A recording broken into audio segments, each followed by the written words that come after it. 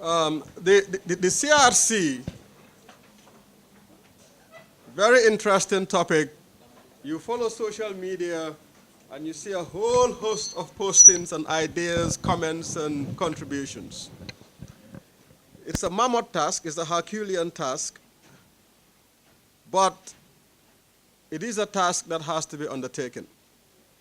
Now, when I was tasked by CEO for me to moderate this, I thought to myself, perhaps since we're gunning for best practice, it is perhaps good to go and see how countries whose constitutions have stood the test of time, it would be good to go there and learn and see what they've done.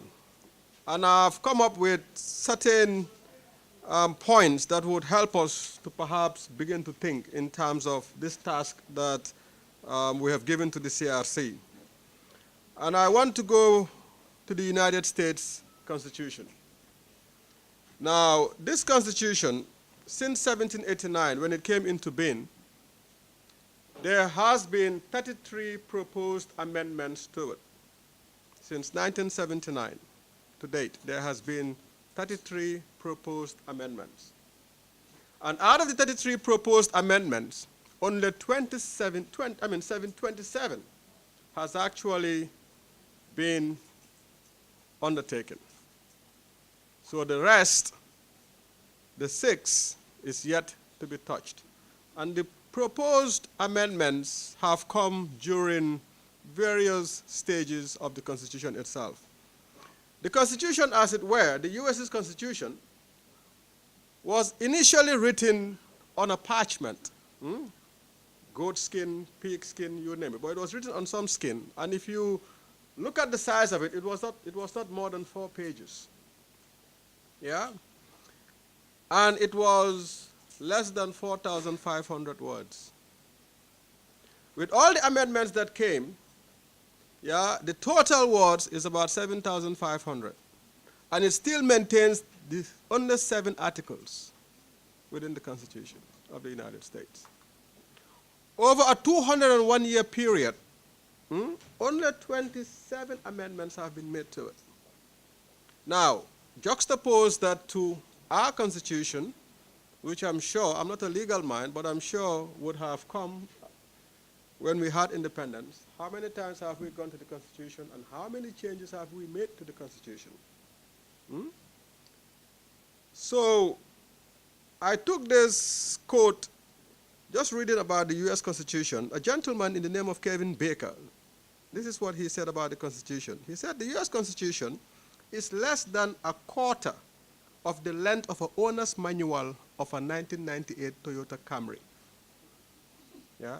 And listen to this. And yet, it has managed to keep 300 million of the world's most unruly, passionate, and energetic people safe, prosperous, and free.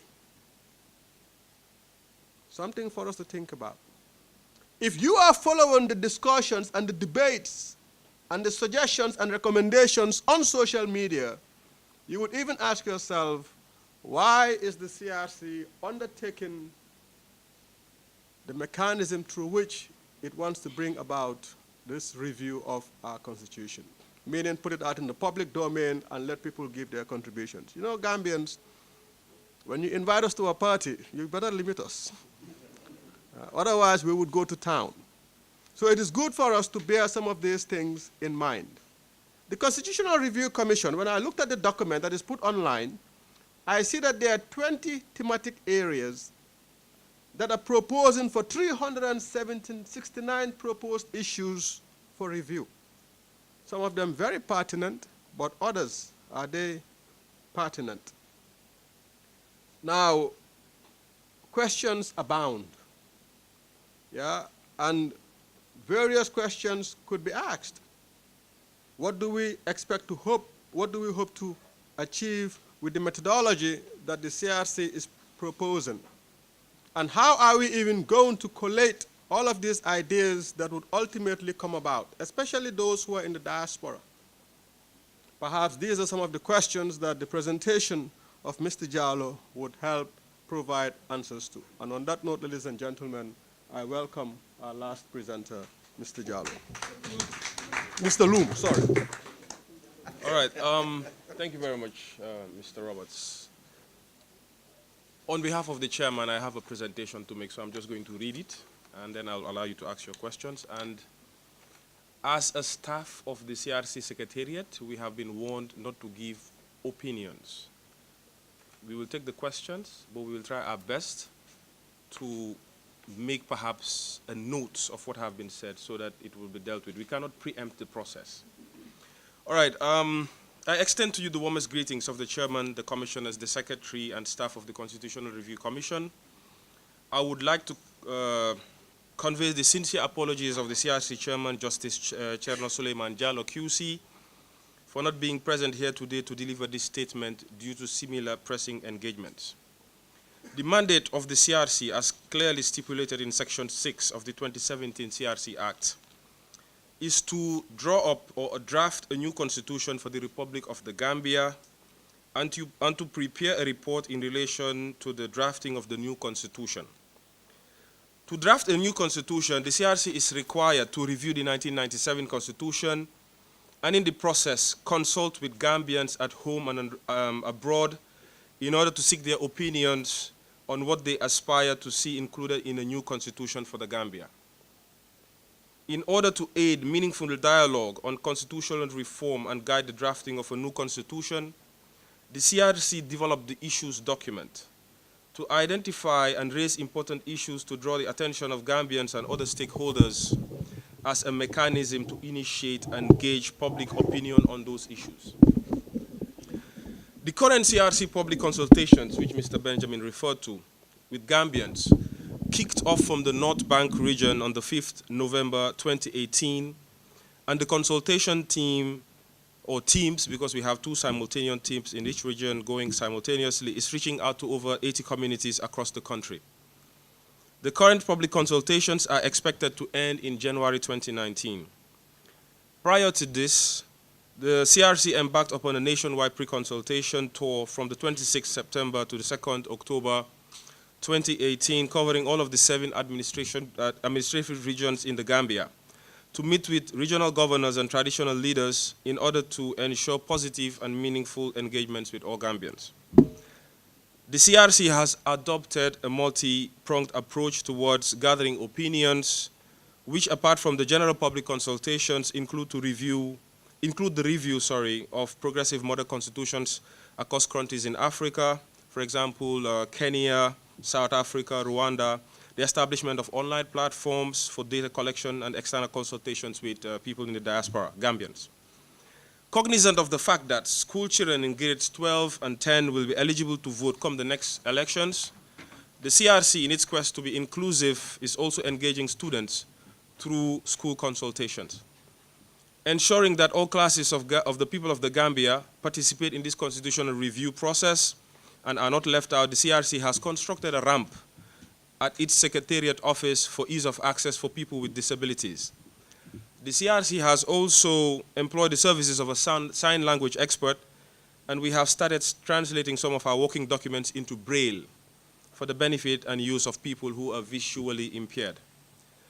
Distinguished ladies and gentlemen, the CRC, as empowered by the CRC Act 2017, is a neutral and an independent body.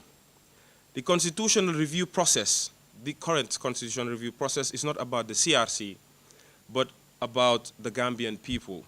So the role of the CRC is to merely facilitate the process, objectively analyze all information gathered, and come up with a progressive constitution which all Gambians will be truly proud of. Therefore, as a staff of the CRC invited to participate in such fora, we cannot proffer any opinion on any subject matter related to the current constitutional review and building process. On behalf of the CRC chairperson, Justice Cherno Suleiman Jallo QC, I would like to emphasize that all submissions from various institutions, organizations, associations, federations, assembly, and or individuals will be taken seriously and given the due consideration it deserves. Guided by the principles of the CRC Act, the CRC shall continue to discharge its functions and mandate in an independent and an objective manner, in the spirit of participation, inclusiveness, transparency, and ownership, I thank you all for your attention and wish you a fruitful and successful meeting. Notwithstanding, as an individual person, not as the CRC, I know as head of programs what we've employed, the mechanisms, the methodology that we've employed to do this process. And yes, it's challenging so far, but I believe opening the dialogue, we've been hearing things that we didn't even think about. People are coming up with suggestions, opinions that are very relevant that we believe, if incorporated, will draft that progressive constitution that we all want. So the private sector, individuals, everybody should see themselves as part of the constitution. It's a very important document which the private sector cannot thrive, the public sector cannot thrive unless and until the constitution has everything very clearly. So yes, I love the statement you made. When you invite Gambians to party, we have to limit, yes. That's why we have the draftsmen, the people who will be responsible to draft the new constitution. We as a secretariat, we merely facilitate the collection of information from everybody. We've been receiving submissions. Recently, we received a submission from the Women's Bureau. The women funded by the United Nations Development Program, they went to Kanila, they had a beautiful retreat. They wanted to see the constitution that women want. The youth are also doing it with Activista, Action Aid. So I think the private sector also should do it, because you're talking about important issues, Mr. Juf. You're touching on something that I love, policies, talking about the local content policy, and this is from a personal point of view, not from the CRC point of view. Policies should be driven. Policies should be informed. Once we have policies, then from those policies we can develop our strategies to implement the policies. Somebody talked about M&E. M&E is a strategy. I come from an M&E background. When you have policies, you have plans. You need all of these strategies to be able to implement the policy as well as to evaluate them. So if there is not such a policy, then how do we develop this policy? So really, we've been talking, but we need to be guided by something. And these policies, they are the guides. From these policies, we can definitely have the implementation strategies and the plans so that we can be able to do what we need to do as private, as public, and as partners. Thank you very much. Thank you. We'll now take questions. I'm sure we'll have a number of questions. Who would kick us off?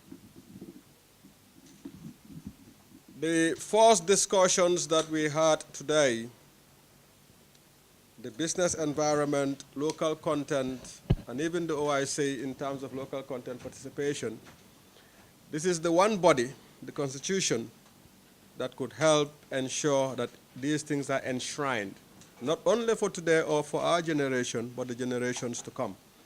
So your participation is very important, and your questions here in itself, because there's going to be a report, there's a rapporteur out there putting these things together, and what you say here could very well find its way on the tables of the CRC. So please, I would want everybody, especially our women, to speak on this one. First question. Okay, we'll take those two. Good morning. As the moderator said, he wanted the women to speak. So I'll be the first woman to speak. My contribution is with regards to the position of women in government. As we all know, in our present cabinet,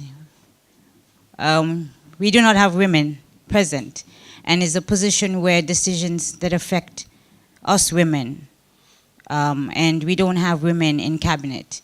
I think it's very important that in not only the government, but the private sector as well, we need to consider and have a gender lens when it comes to policies and when it comes to things that affect not only women, but the country as a whole.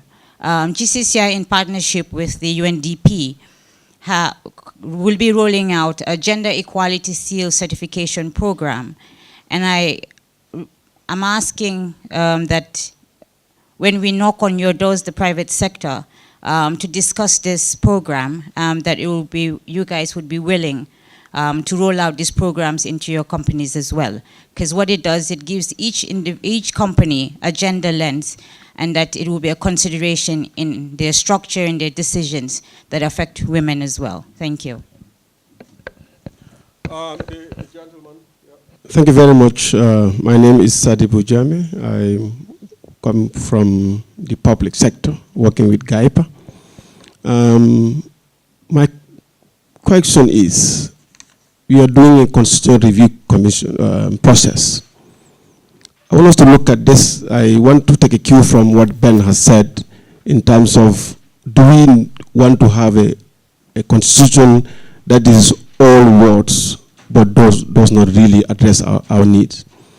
I think we need to have a constitution precise, small, but it addresses our issues as a country.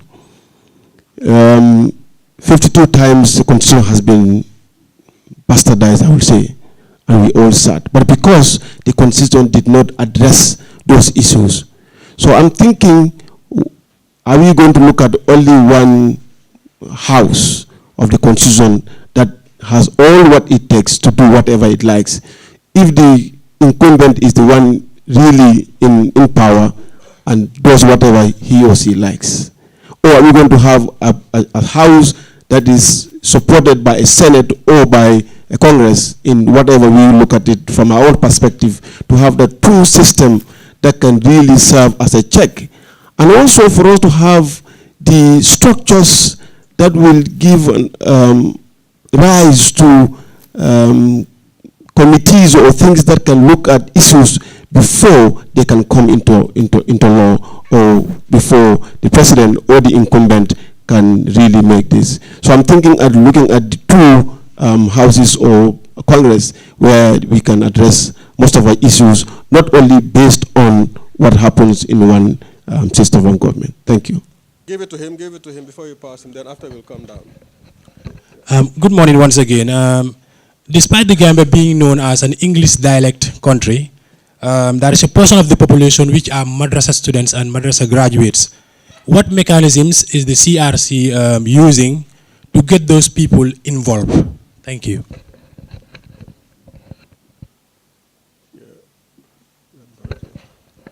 Thank you. Amadou Gueye. I do not have questions. I think I have proposals in favor of the private sector and also comments. I'm privileged to be already in the process from the civil society / market sector, I would call it. For your information, Tango was spearheading a civil society steering committee on constitutional review. So I was invited, even though I'm also a private sector player, to be part of that steering committee, which also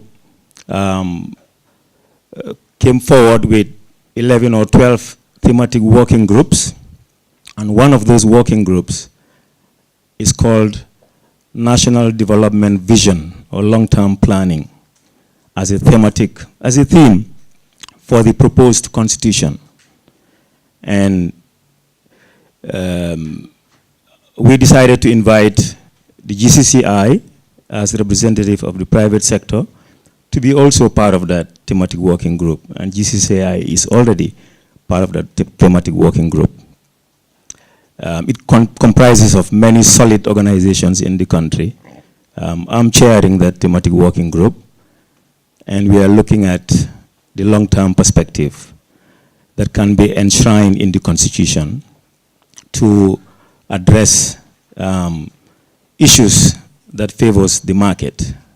When I say the market here, I'm referring to the whole framework of a constitution which generally involves politics, law, regulations, civil society, and market. These are the 5 key areas in any constitution in the world as frameworks or sub-frameworks that you need to look at. So maybe I have one proposal, maybe for Aliu first to consider, perhaps coming up with a private sector steering committee on constitutional review. That's one. And for the CRC to recognize this steering committee and work with it in the next 1.5 or whatever years period that is left, very closely, to make sure that all issues concerning the private sector are taken on board. Alternatively, the private sector through GCCI can just more actively participate in this thematic working group that I'm already chairing, to which we have already invited GCCI, and we are having a meeting next week on Tuesday. And we have very prominent Gambians on that, including solid development economists and experts that are going to look at very serious issues for the long term to avoid the pitfalls of the last constitution. So those are the two proposals I have. Alternatively, either a private sector steering committee on constitutional review, or we continue to work together in a civil society / private sector steering committee. We do not mind. And we can even have the private sector as the sub-chair to that, and we move on, because we've already identified critical issues ranging from having a national development vision, long-term. I'm thinking here about 25, 35 years, etc. Not this 5-year development terms. That's one. So firstly, this means we're going to have, if the CRC accepts our proposal, for the first time in the Gambian constitution, to have national development planning enshrined in the constitution. Why do we need this? Because, as mentioned by Mr. Taf Njai, if you heard him properly in the morning, he referred to the CRC, and he said politicians only look at the 5-year term, right, that they're working on, and that's it. And sometimes this is an issue for the long-term interests of any country. And it is easy, they have to do that because it's natural. Public choice theory tells us that politicians only take action on matters that have a vote. So therefore, they would only be looking at this 5-year period in the Gambia's case. So how do we want them to not be compromising the long-term issues and interests of this country? The only way is to have this enshrined, national, long-term, and you cannot just come in the next 5 years and start tampering and changing and butchering it.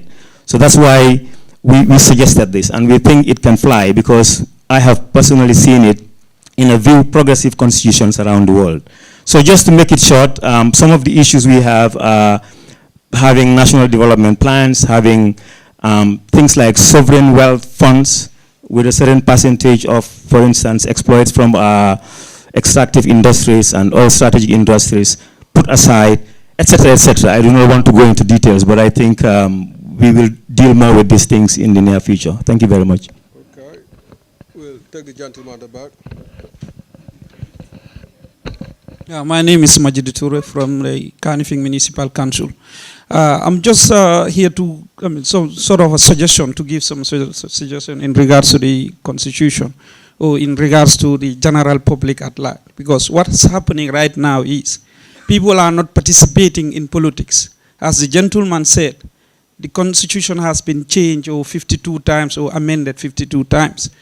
And people not knowing, or people were not aware of these changes. And we are here sitting again. How many of us in this room are actively involved in politics right now? If you count them, it would be a handful who are involved in party politics. We are again doing the same thing that was done in the previous republic, sitting by, giving our nation to a few individuals controlling it. I think it's right. It's now high time that we, or the so-called elites, or the technocrats, or whatever intellectuals, start getting involved in politics, actively involvement. Not just sitting here talking, or in some of these platforms talking, and not actually engage in real politics.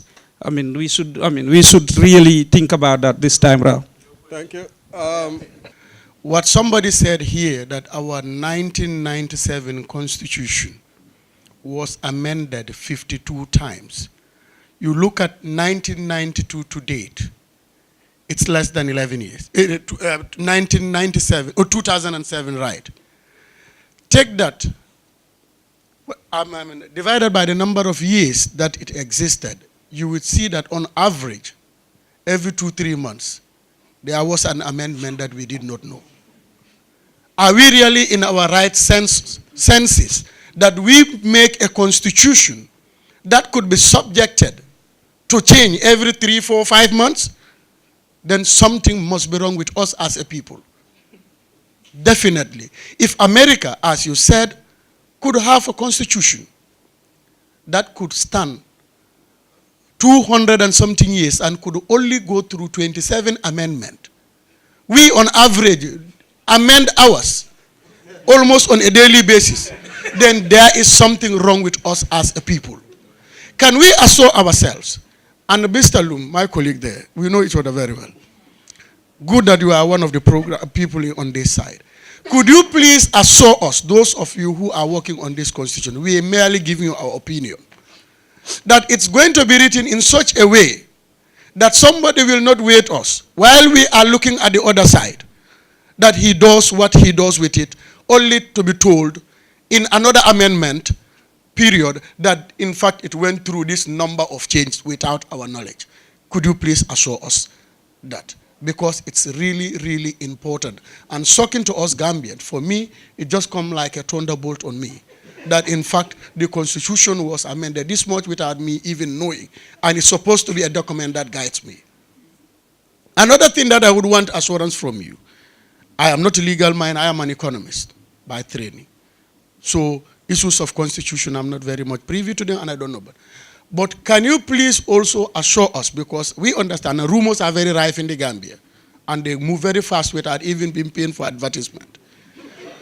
We understood there was a time where certain provisions were included in the constitution that we are about to review, amend, or whatever. But just about before it went to Parliament, there were things that were taken out without our knowledge. Could you please assure us that if it is true, I don't know, it's a rumor, I said, if that was true, that it won't happen, and that where it does happen, there should be a provision in the constitution itself that makes it criminal for you to receive people's opinion and misrepresent that opinion in Parliament, purporting to be the opinion of the people and the view of the people. Thank you. We'll take Auntie Beatrice there, then after we'll come to the front. Thank you very much. I think I'm having two cabinet ministers as far as women are concerned. In a cabinet of you name it, is not the way forward.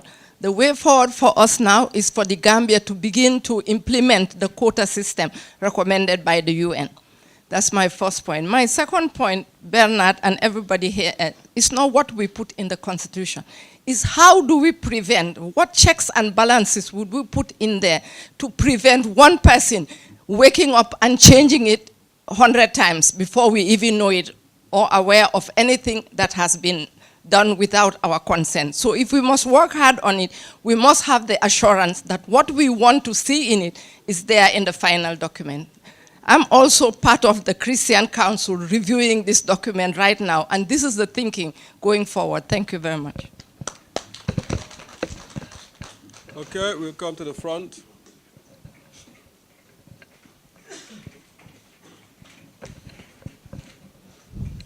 Thank you, Ben, for giving the opportunity to express my view again. I'm deviating a little bit, coming to sports. Now, if you go outside Gambia, almost 75% of sports is being sponsored by the private sector. And people started saying we have a youthful population. The amount of youth involved in sports, what is government doing? Now, if the private sector are donor fatigue, they are donor fatigue because what are the benefits they get from that? Why can't we put a percentage with regards to sports? Whoever sponsors sports, you have a tax waiver of say 10 or 15%. That will encourage the private sector to participate more in sports. Now, if you look at GPA, indirectly we employ almost 30 to 40 youth. They're playing for the institution. You look at GAMTEL, the army. These are things which we need to look at. Now, going back to the OIC, Ben, I think this is unfortunate. Lamin is gone. If you look at the OIC being hosted by a lot of countries, in their capital cities, there is a legacy for that. In our capital city, I haven't heard anything being done. So it's unfortunate we are hosting the OIC without a single project in Banjul. We need to look at it. Thank you. Thank you. I would make sure your question gets to Lamin. Okay, good. Thank you, Ben. Mine is a question, and it's to summarize the concern of many. That is going by experience. I think we need to make sure that this constitution is not amended unnecessarily. What do we do? Is it possible that we can have a section in the constitution that would say certain things in the constitution cannot be amended without going to a referendum? And we pick the most important things: age limit of the president, term limit, so many important things that interest the politicians to be amending the constitution. We bar them. These are certain very important things that you cannot amend without going to a referendum. I think in this way we'll be able to limit amendments in the constitution so that this document will be respected, because these constitutions are here to stay. Any government that comes, you have to abide by what is in the constitution, and we move on. So I think this is one of the things that we need to do, have a section that A, B, C, D cannot be amended without going to a referendum. Thank you. Ladies and gentlemen, thank you. We would now give Mr. Loom the opportunity to respond to some of the issues that have been raised. All right, thank you very much. Yeah, with regards to the issue of amendments, there's definitely a section. Even right now, the Constitution has that. But, we learn from past mistakes. We learn from history. So 22 years, yes, definitely, that was a different regime. It did what it did, and we've learned from it. 1966 Constitution, I was not born. Most of you did not even participate in its writing. It was written for us by the colonial people, yeah? And then 1997 come, but it was done very fast. The 1997 Constitution was done very fast. This was the transition of the AFPRC to the APRC. They did what they had to do. But in the process, yes, some say 52, some say 53. Even when we were printing the Constitution, we were at a loss from the GBBC, which was the current Constitution we were printing, because due to the number of amendments that has been done. So we've learned from that. And really, as you rightly said, there's a section within the Constitution which talks about amendment. There's something called entrenched and non-entrenched clauses. So for the entrenched clauses, you cannot touch it. You cannot amend it except through a referendum. Even for us, what we are doing is a draft constitution. We are going to review, put in all the ideas that we believe that are relevant. So all the ideas that are come, some might not find itself in the constitution, but we have to justify why we did not put it there. So we are giving a draft to the government plus a report. So this is where I come in. I'm not a legal person, but I had to study the constitutions. I had to study the issues document. I had to study all the processes because I come from a project background and programs. But it's an interesting process for me because we are all learning and we are participating. With regards to the issue of sports, that's a suggestion. And I think it needs to come to the CRC so that we can look at it very. Auntie Beatrice talked about the issue of checks and balances, which is right. And the Christian Council is doing something which we believe everybody should do, and everybody is doing, including Supreme Islamic Council and other faith-based organizations. With regards to the amendment, again, it has been talked about. The issue of the Fifth Amendment, whether the Gambian Constitution cannot have that, this is also another suggestion which should be looked at closely. And I think anybody who's asked a question we do not understand, you're not forced to answer if it's incriminating. The person from KMC, I think he's exhorting and encouraging all of us to become a politician. Point well noted. Dr. Gay, your proposals are very in order and they are very noted. They're well noted. And I think the GCCI should definitely try to organize the private sector steering committee meeting. I think this is a right step in that direction. With regards to limiting the powers of the president, it's in the Constitution and we're still discussing it. And some very interesting, debates, opinions have been proffered with regards to 1 term, 2 term, 3 terms. Everybody's saying what they believe should be in the Constitution, and we are taking note. And yes, the correction by the uncle with regards to the people who are currently the women who are currently represented not only in the cabinet but also in parliament. So the quota system has been raised by the Women's Bureau. They've offered something. So I don't know whether you know what they've offered or you were part of the process, but Female Lawyers Association, Gambia, FLAG were there. You have different women groups, the National Women Council. So you have different councils and federations that were there representing women. So whether your voices were heard or your opinions were part of them, I believe they've said what they believe should be in the Constitution representing women. Even the youth, with regard to sports, I think sports should fit into that with regards to percentage contribution by government. So I think more or less this is what we have, and it's a progressive process. Everybody is included. The CRC has a secretariat. It's in Future Lake Building. You can write to the chairman directly, or you can use the website, or you can send an email to CRC Gambia. I think I have the email here somewhere. I'll give it to the GCCI. crcgambia@gmail.com. All small. CRC. So any personal opinion you have, you can send to the CRC. Like we said in the beginning, I as a CRC staff cannot give any opinion on the CRC review process right now. But all I can assure you is all views have been heard. Some very strange views that we've not heard of before, strange quote unquote, we're still taking them on board because we believe that everything should be taken on board. And at the end of the day, the methodology that we involve, we are doing a survey. So we take out questionnaires. The target is 18,000 Gambians. We're looking at more. And that survey would be our tools that we are going to use, and we are going to use that to build our analysis, do our data screen, and then we'll be able to come up with a progressive constitution. With regards to the structure within the content and context, for it to be short or small, one thing I can tell you, we can learn from other progressive constitutions of countries, but we have to have our own definition, our own culture, what it means for us. America is America, Gambia is Gambia. Yes, they are far ahead of us in many things, but what can we learn from them? But we have to have our own identity. So in as much as they have a small constitution, that's no more than a leaflet, but does that mean that for us, should we adopt that? So these are all questions that I do not have the answer to, but I can say the Constitutional Review Commission, which is gender sensitive, the commission is 5 women, 5 men. They're taking it into perspective. You have the best lawyers, I believe, best quote unquote, this is my opinion, that are there. We are merely facilitating in that process to technically get information and then put it forward. Thank you. Thank you very much, Mr. Loom. One question was posed to me by Mr. Kebe, and I would say the same thing that Mr. Loom said. I am not a legal mind, and I do not intend to pretend that I am one. But one thing I would tell you is that I love the Fifth Amendment. But you know, any good law that would stand the test of time is one that would have been tested. Yes, the Fifth Amendment is there, and I can pledge the Fifth.